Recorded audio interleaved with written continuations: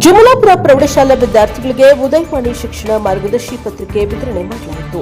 ಕುಷ್ಟಗಿ ತಾಲೂಕಿನ ಜಮಲಾಪುರ ಪ್ರೌಢಶಾಲೆಯಲ್ಲಿ ವಿದ್ಯಾರ್ಥಿಗಳಿಗೆ ಉದಯವಾಣಿ ಶಿಕ್ಷಣ ಮಾರ್ಗದರ್ಶಿ ಪತ್ರಿಕೆ ವಿತರಣೆ ಮಾಡಲಾಯಿತು. ಪ್ರಥಮವಾಗಿ ಶಾಲಾ ಮಕ್ಕಳಿಂದ ಪ್ರಾರ್ಥನೆ ಗೀತೆ ಹಾಡುವುದರ ಮುಖಾಂತರ ಕಾರ್ಯಕ್ರಮ ಪ್ರಾರಂಭಿಸಲಾಯಿತು. ವೇದಿಕೆಯಲ್ಲಿದ್ದ ಅತಿಥಿಗಳು ಗಿಡಕ್ಕೆ ನೀರು ಹಾಕುವುದರ ಮುಖಾಂತರ ಈ ಕಾರ್ಯಕ್ರಮ ಉದ್ಘಾಟಿಸಲಾಯಿತು. ಈ ಕಾರ್ಯಕ್ರಮದಲ್ಲಿ ಪ್ರಾಸ್ತಾವಿಕವಾಗಿ ಉದಯವಾಣಿ ಪತ್ರಕರ್ತರಾದ ಎನ್ ಶಾಮಿ ಪ್ರಭು ಮಾತನಾಡಿ, ಉದಯವಾಣಿ ಶಿಕ್ಷಣ ಮಾರ್ಗದರ್ಶಿ ಪತ್ರಿಕೆ ಓದಿ ವಿದ್ಯಾಭ್ಯಾಸ ಮಾಡಿ ಉನ್ನತ ಅಂಕ ಪಡೆದಾಗ ಮಾತ್ರ ಉದಯವಾಣಿ ಶಿಕ್ಷಣ ಮಾರ್ಗದರ್ಶಿ ಪತ್ರಿಕೆ ನೀಡಿರುವುದಕ್ಕೆ ಸಾರ್ಥಕ ಆಗುತ್ತದೆ ಎಂದು ತಿಳಿಸಿದರು. ಮತ್ತು ನಂತರ ಮುಖ್ಯ ಅತಿಥಿಗಳಾದ ಬಸವರಾಜ್ ಮೇಟಿ ಡಯಟ್ ಉಪನ್ಯಾಸಕರು ಮಾತನಾಡುತ್ತಾ, ಉದಯವಾಣಿ ಶಿಕ್ಷಣ ಮಾರ್ಗದರ್ಶಿ ಪತ್ರಿಕೆ ಸಿಗುತ್ತಿರುವುದು ಬಹಳ ಸಂತೋಷ. ಇದರ ಸಂಪೂರ್ಣ ಸದುಪಯೋಗ ಪಡೆದುಕೊಳ್ಳಬೇಕು ಎಂದು ವಿದ್ಯಾರ್ಥಿಗಳಿಗೆ ತಿಳಿ ಹೇಳಿದರು. ನಂತರ ಮಹಾದೇವಪ್ಪ ಜಟಕ ಹೋಟೆಲ್ ಮಾತನಾಡಿ, ಶಿಕ್ಷಣದಲ್ಲಿ ಉನ್ನತವಾಗಿ ಬೆಳೆಯಬೇಕೆಂದರೆ ಶಿಕ್ಷಣ ಮಾರ್ಗದರ್ಶಿ ಪತ್ರಿಕೆ ಅತ್ಯವಶ್ಯಕ ಎಂದು ತಿಳಿಸಿದರು. ನಂತರ ಶಿಕ್ಷಣ ಪ್ರೇಮಿಗಳಾದ ಶರಣಪ್ಪ ನಾಯಕ್ ಮಾತನಾಡುತ್ತಾ, ಇವತ್ತಿನ ಕಾಲದಲ್ಲಿ ಶಿಕ್ಷಣಕ್ಕೆ ಬಹಳ ಮಹತ್ವ ಇದ್ದು, ಜಿದ್ದಾಜಿದ್ದಿ ಶಿಕ್ಷಣ ಯುಗದಲ್ಲಿ ಎಲ್ಲರೂ ಕೂಡ ಜಾಗರೂಕತೆಯಿಂದ ಶಿಕ್ಷಣದ ಕಡೆಗೆ ಗಮನ ಹರಿಸಬೇಕು ಎಂದು ತಿಳಿಸಿದರು. ಮತ್ತು ಇದ್ಲಾಪುರ ಗ್ರಾಮದ ಮಾಜಿ ಗ್ರಾಮ ಪಂಚಾಯಿತಿ ಸದಸ್ಯರಾದ ಬಾಳಪ್ಪರವರು ಮಾತನಾಡಿ, ಈ ವರ್ಷದಲ್ಲಿ 95% ಮಾಡಿದ ವಿದ್ಯಾರ್ಥಿಗಳಿಗೆ ಬೆಳ್ಳಿ ಕಡಗ ಕೊಡಿಸುತ್ತೇನೆಂದು ವಿದ್ಯಾರ್ಥಿಗಳಿಗೆ ಪ್ರೋತ್ಸಾಹ ನೀಡಿದರು. ಪತ್ರಕರ್ತರಾದ ಅಮಾಜಪ್ಪರವರು ಮಾತನಾಡಿ, ಶಿಕ್ಷಣ ಎಂಬುದು ಸಾಗರವಿದ್ದಂತೆ, ಎಷ್ಟು ಕಲಿತರೂ ಕಡಿಮೆ, ಶಿಕ್ಷಣದಲ್ಲಿ ಸಂಸ್ಕಾರ ಕಲಿಯಬೇಕಾಗಿರುವುದು ಬಹಳ ಮುಖ್ಯ ಎಂದು ತಿಳಿಸಿದರು. ಈ ಕಾರ್ಯಕ್ರಮ ಆಯೋಜಿಸಿದ್ದ ಮುಖ್ಯ ಗುರುಗಳು ಮಾತನಾಡಿ, ನಮ್ಮ ಶಾಲಾ ಮಕ್ಕಳಿಗೆ ಉದಯವಾಣಿ ಶಿಕ್ಷಣ ಮಾರ್ಗದರ್ಶಿ ಪತ್ರಿಕೆ ನೀಡಿರುವುದಕ್ಕೆ ಎಲ್ಲ ಪತ್ರಕರ್ತರಿಗೂ ಧನ್ಯವಾದವನ್ನು ತಿಳಿಸಿದರು.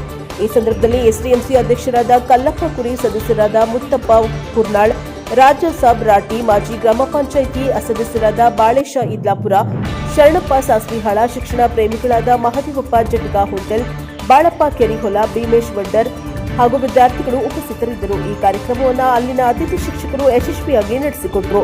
Bureau report Amajappa Chimbalapura, Prajabhava TV, Kushtagi. ನಮ್ಮ ಉದಯವಾಣಿಯ ಪತ್ರಕರ್ತರಾಗಿರ್ತಕ್ಕಂಥವರು ಇವತ್ತು ನಮಗೆ ತೋರಿಸ್ಕೊಟ್ಟಿದ್ದಾರೆ. ಏನ್ ಮಾಡೋದು, ಈಗೆಲ್ಲ ನಿಮಗೆಲ್ಲ ಸಾಕಷ್ಟು ಮಾಧ್ಯಮಗಳು ಸಾಕಷ್ಟು ಬಂದಿವೆ. ಸ್ವಾಮಿದವರು ಮಾತಾಡ್ತಾ ಹೇಳಿದ್ರು, ನಾವು ಯಾವ ರೀತಿ ಕಷ್ಟಪಟ್ಟಿವಿ ಅಂತೇಳಿ. ಅವ್ರ ಜರ್ನಲಿಸಮ್ ಸುಮ್ಮನೆ ಮುಗಿಸಲ್ಲ, ಇನ್ನು ಬರಬೇಕಾದ್ರೆ ಜರ್ನಲಿಸಮ್ ಆಗ್ಬೇಕು ನಮ್ಗೆ, ಹೌದಾ? ಅತ್ಯಂತ ಪೀಸ್ ಆಗಂಗಿಲ್ಲ. ಜರ್ನಲಿಸಮ್ ಆದ್ರೆ ಮಾತ್ರ ನಮ್ಮ ಪತ್ರಿಕೆ ಒಳಗಡೆಗೆ, ಟಿವಿ ಒಳಗಡೆಗೆ ನಮ್ಮನ್ನ ವರದಿ ಮಾಡಲಿಕ್ಕೆ ತಗೊಂತಾರೆ. ಡಿಗ್ರಿ ಒಳಗೆ ಜರ್ನಲಿಸಮ್ ಅಂತ ಕೋರ್ಸ್ ಇರ್ತದೆ. ಅಂತ ಕೋರ್ಸನ್ನು ಮುಗಿಸ್ಕೊಂಡಿರ್ತಕ್ಕಂಥ ಪತ್ರಕರ್ತರು ಅರ್ಥಾರ್ಥಿಷ್ಟೇ ಸುಮ್ಮನೆ ಆಗಿಲ್ಲ. ಅವೆಲ್ಲ ಬಹಳಷ್ಟು ಕಷ್ಟಪಟ್ಟು ಅಭ್ಯಾಸ ಮಾಡಿ ಇವತ್ತೆಲ್ಲ ಬಂದಿದ್ದಾರೆ. ಆ ಒಂದು ತೊಂದರೆ ಇವತ್ತಿಲ್ಲ ಅನ್ನೋದು ಸಹಿತ ಶರಣಪ್ಪ ಮತ್ತು ಗ್ರಾಮ ಪಂಚಾಯತ್ ಸದಸ್ಯರು, ಬಾಳಪ್ಪನವರು ಮತ್ತು ಇತರರು ಎಲ್ಲರೂ ಹೇಳಿದಂತಿಲ್ಲ. ಆ ಒಂದು ತೊಂದರೆ ನಮ್ಗಿಲ್ಲ ಇವತ್ತಿರುವಂಥದ್ದು. ಮತ್ತೆ ಇರ್ತಕ್ಕಂಥ ಇವರೆಲ್ಲರೂ ನಮ್ಗೆ ಸ್ವಲ್ಪ, ನೀವೆಲ್ಲರೂ ನನ್ನ ಇವರಲ್ಲಿ ನೋಡಿರ್ತೀರಿ ಎಲ್ಲರೂ. ಇಷ್ಟೇ. ಚೈನಾ ದೇಶ ನಮ್ಮ ಒಂದು ಡಾಲರ್, ನಮ್ಮ ಒಂದು ರೂಪಾಯಿ ಇತ್ತಲ್ಲ ಮೇಲೆ ಬರ್ಬೇಕಂತ ಹೇಳ್ಬಿಟ್ಟು ಟ್ರೇಡ್ ವರ್ಕ್ ಅಲ್ಲಿ ಎಷ್ಟೋ ದೇಶಕ್ಕೆ ಅಂದ್ರೆ ಇಡೀ ಜಗತ್ತಿನಲ್ಲಿ ಕಾಂಪಿಟೇಷನ್ ಮಾಡ್ತಾ ಇದೆ. ಆದ್ರೂ ಕೂಡ ನಮ್ಮ ದೇಶದ ಕರೆನ್ಸಿ ಇವತ್ತಿನ ಒಂದು ಜಗತ್ತಿನಲ್ಲಿ ಕಾಂಪಿಟೇಷನ್ ಕಾಲದಂತ ಬಂದಿದೆ. ಯಾಕಂದ್ರೆ ನಮ್ಮ ದೇಶದ ಒಂದು ಅಭಿವೃದ್ಧಿ ಅಥವಾ ನಮ್ಮ ದೇಶದ ಒಂದು ಸಂಯಮತೆ, ನಮ್ಮ ದೇಶವನ್ನು ಕೈಗೊಳ್ತಾ ಇರುವಂತ ಒಂದು ಪ್ರತಿಯೊಂದು ಮಾದರಿಯ ಕೆಲಸ, ಒಂದು ಒಳ್ಳೆಯ ನಮ್ಮ ಒಂದು ಒಳ್ಳೆಯ ಉದ್ದೇಶ, ಜಗತ್ತಿಗೆ ಕೊಡುವಂತ ಒಂದು ಸಂದೇಶ ಎಲ್ಲರೂ ಕೂಡ ನಮ್ಮ ದೇಶವನ್ನು ಗುರುತಿಸಿಕೊಳ್ಳಬೇಕೆಂದ ಇವತ್ತಿನ ದಿನದಲ್ಲಿ ನಮ್ಮ ದೇಶದ ಕರೆನ್ಸಿ ಒಂದು ಜಗತ್ತಿಗೆ, ಅಂದ್ರೆ ನಾನು ಕೂಡ ಒಂದು ಭಾರತದ ರೂಪಾಯಿಯಲ್ಲಿ ನಾನು ಕೂಡ ಒಂದು ಬಿಸ್ನೆಸ್ ಮಾಡ್ತಾ ಇದ್ದೀನಿ, ನಾನು ಕೂಡ ಒಂದು ಪ್ರತಿಯೊಂದು ಟ್ರೇಡ್ ಔಟ್ ಮಾಡ್ತಾ ಇದ್ದೀನಿ ಅಂತ ಹೇಳ್ಬಿಟ್ಟು ಎಷ್ಟೋ ದೇಶ. ಇಂದಿನ ಒಂದು ಕಾಲದಲ್ಲಿರ್ತಕ್ಕಂಥ ಶಿಕ್ಷಣ ವ್ಯವಸ್ಥೆಗೆ ಬಹಳಷ್ಟು ಅತ್ಯಂತ ಜಗಜಾಂತರ ವ್ಯತ್ಯಾಸ ಇದೆ. ಕಾರಣ ನಾವೆಲ್ಲ ಮಾಡೋ ಮುಂದ್ಗಡೆ ಪರ್ಸೆಂಟೇಜ್ SSLC 70-75 ಅಂದ್ರೆ ದೊಡ್ಡದು ಬಹಳ. ಇವಾಗ ಅವ್ರು ಹೇಳಿದಂಗ 95 ಗಿಂತಲೂ ಕೂಡ ಹೆಚ್ಚು ಮಾಡಿದ್ರೆ ಅವಾಗ ನಿಮ್ಮನ್ನು ಗುರುತಿಸಲಿಕ್ಕೆ ಸಾಧ್ಯ. ಹಂಗಾಗಿ ಶಿಕ್ಷಣದ ವ್ಯವಸ್ಥೆ ಮತ್ತು ಇತ್ತೀಚಿನ ಒಂದು ಮುಂಬರ್ತಕ್ಕಂಥ ಪೀಳಿಗೆ ಯಾವ ರೀತಿ ಬದಲಾಗುತ್ತದೆ ಅಂದ್ರೆ ಅದಕ್ಕೆ ನಾವು ಅದೇ ತರನ ಅಪ್ಡೇಟ್ ಆಗ್ಬೇಕು. ನಾನು ಸುಮ್ಮನೆ ಇನ್ನೂ ಹಿಂದುಳಿದ ಕಾಲದಾಗಿದ್ದೀನಿ ಅಥವಾ ನಾನು ಸರಿಯಾದ ರೀತಿಯಲ್ಲಿ ಅಭ್ಯಾಸ ಮಾಡ್ತಾ ಇಲ್ಲ ಅಂದ್ರೆ ದಯವಿಟ್ಟು ಯಾರು ಓದಬೇಡ. ಕಾರಣ ಇಷ್ಟೇ, ಈ ಒಂದು ವ್ಯವಸ್ಥೆ ಹೆಂಗೈತೆ ಅಂದ್ರ ಬಹಳಷ್ಟು ಅತ್ಯಂತ ಅದ್ಭುತವಾಗಿರ್ತಕ್ಕಂಥ ರೀತಿಯಲ್ಲಿ ಮುಂದೈತಿ. ಈಗ ನಾವೇ ಸುಮಾರು ಡೇಟ್ ಮುಗಿಸ್ಕೊಂಡು ನಂದ 15 ವರ್ಷಗಳಾಯ್ತು. ನಾವ್ ಹಂಗ ನಿರಂತರವಾಗಿ ಓದ್ತಾ ಇದ್ದೇವೆ, ಹಂಗ ಎಲ್ಲ ಬಳಕೆ ಅಂತ. ಆದ್ರೂ ಕೂಡ ಇನ್ನ ಬರೀ ಒಂದು ಪಾಯಿಂಟ್ ಡಿಜಿಟ್ ಅವೇನು ಲೆಕ್ಕಕ್ಕಿಲ್ಲ, ಒಟ್ಟು ನೌಕರಿ ಆಗಿಲ್ಲ ಅಂದ್ರೆ ಆಗಿಲ್ಲ ಅಷ್ಟೇ.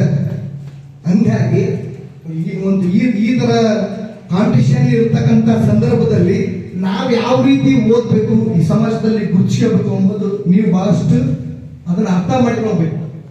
ಇಲ್ಲಿ ತೋರಿಕೆಗಾಗಿ ಓದೋದು ಅಥವಾ ಸುಮ್ಮನೆ ಹಂಗ ಒಂದು 35-40 ಪಾಸ್ ಆಗಕ್ಕೆ ಓದೋದು ಅಥವಾ ಕಾಲೇಜ್ ಹಚ್ಬೇಕು ಅನ್ನೋ ಉದ್ದೇಶಕ್ಕೆ ಓದೋದು ಆ ತರ ಗುರಿ ಏನಾಗಿರ್ಬೇಕಂದ್ರೆ ಯಾವುದಾದ್ರೂ ಒಂದು ಗೆಲುವಿನ.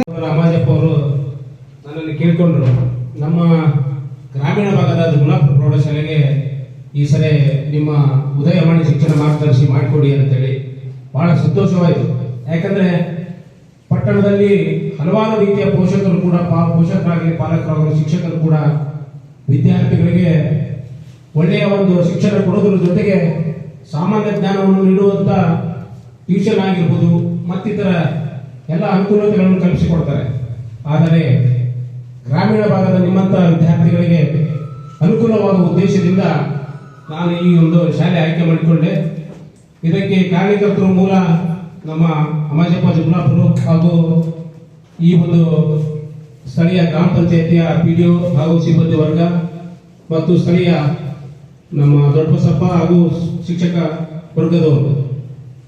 ಈ ಒಂದು ಕಾರ್ಯಕ್ರಮಕ್ಕೆ ಆಗಮಿಸಿದಂತ ಮತ್ತು ಈ ಕಾರ್ಯಕ್ರಮದ ಅಧ್ಯಕ್ಷತೆಯನ್ನು ವಹಿಸಿದಂತ ಹಿರಿಯರಾದ ನಮ್ಮ ಬಸವರಾಜ್ ಮೇಟಿ ಸರ್ ಅವರೇ, ಅದೇ ರೀತಿ STMC ಅಧ್ಯಕ್ಷರು, ಸಹೋದರರು ಹಾಗೂ ಇಲ್ಲಿ ಸೇರಿರ್ತಕ್ಕಂಥ ಎಲ್ಲ ಮಹನೀಯರಿಗೆ ಕೂಡ ನಾನು ನನ್ನ ವೈಯಕ್ತಿಕ ಹಾಗೂ ನನ್ನ ಉದಯವಾಣಿ ಪತ್ರಿಕೆ ಪರವಾಗಿ ಹಾರ್ದಿಕ ಅಭಿನಂದನೆ ಸಲ್ಲಿಸುತ್ತೇನೆ.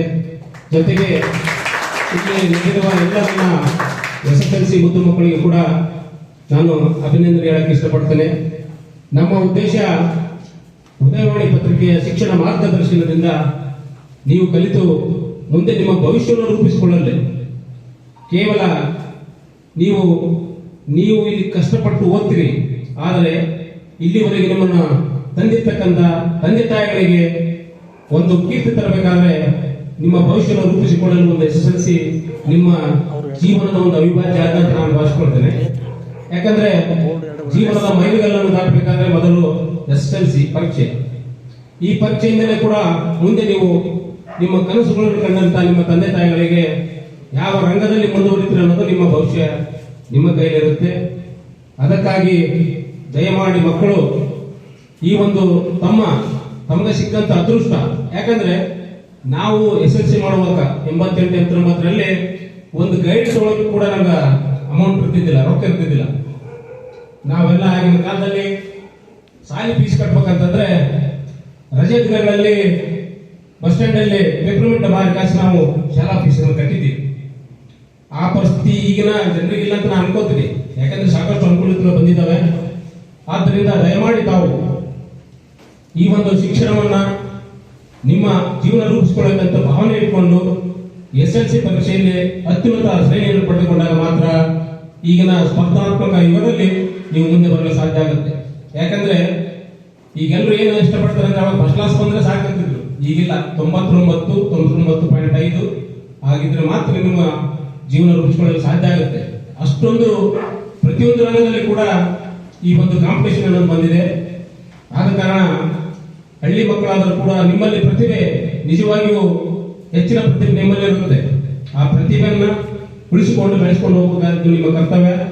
ಆ ನಿಟ್ಟಿನಲ್ಲಿ ನಮ್ಮ ಮಣಿಪಾಲ್ ಮೀಡಿಯಾದವರು ಪ್ರತಿ ವರ್ಷ ಕೂಡ ಈ ಒಂದು ಉದಯವಾಣಿ ಶಿಕ್ಷಣ ಮಾರ್ಗದರ್ಶನ SSLC ಮಕ್ಕಳಿಗೆ ಜುಲೈ ತಿಂಗಳಿಂದ ಹಿಡಿದು ಅಪ್ ಟು ಎಕ್ಸಾಮ್ ಅವರಿಗೆ ಅಂದ್ರೆ ಮಾರ್ಚ್ ಅವರಿಗೆ ಕೂಡ ನಿಮ್ಗೆ ಉಚಿತವಾಗಿ ಶಿಕ್ಷಣ ಮಾರ್ಗದರ್ಶಿಯ ಜೊತೆಗೆ ಉಚಿತ ಪತ್ರಿಕೆಯನ್ನು ಕೊಡ್ತಾ ಇದೆ. ಯಾಕಂದ್ರೆ ಸಾಮಾನ್ಯ ಜ್ಞಾನ ಕೂಡ ಇಂದಿನ ವಿದ್ಯಾರ್ಥಿಗಳಲ್ಲಿ ಬರಲಿ, ಅದು ಕೂಡ ಪರೀಕ್ಷೆಗೆ ಹೆಲ್ಪ್ ಆಗುತ್ತೆ, ಮುಂದಿನ ಅವರ ಭವಿಷ್ಯಕ್ಕೂ ಕೂಡ ಒಳ್ಳೆಯದಾಗುತ್ತೆ ಅನ್ನೋ ಉದ್ದೇಶದಿಂದ ಈ ಒಂದು ಶಿಕ್ಷಣ ಮಾರ್ಗದರ್ಶಿಯನ್ನು ನಾವು ನೀಡ್ತಾ ಇದ್ದೇವೆ.